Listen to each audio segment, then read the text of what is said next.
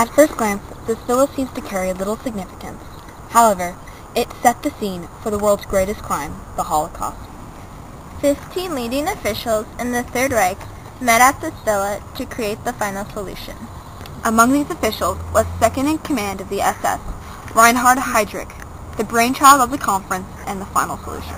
Eichmann, the head of the Gestapo, was the appointed secretary of this conference. He officially recorded all the protocol established during this conference. The policies recorded during the Wannsee conference paved the way for concentration camps.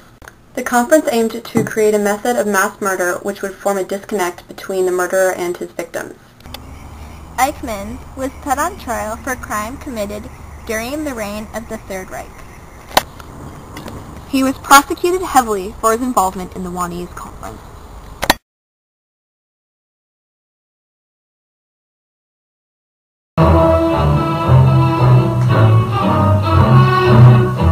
The story that had a grim preface in the horror of Nazi concentration camps comes to an equally grim end in Israel, as Adolf Eichmann is sentenced for his crimes against humanity. Defense attorney Robert Savatius will automatically appeal, but this is the end for Eichmann, who was seized in Buenos Aires in 1960 and spirited to Israel.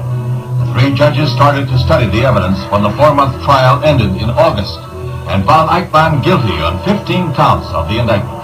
In his bulletproof booth, Eichmann sits stoically as the charges are summed up.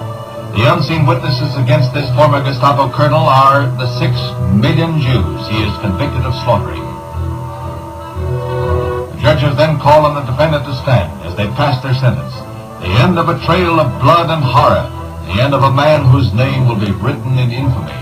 The man who escaped the Nuremberg war trials by fleeing to South America receives justice at the hands of the people whom he had aimed to wipe out.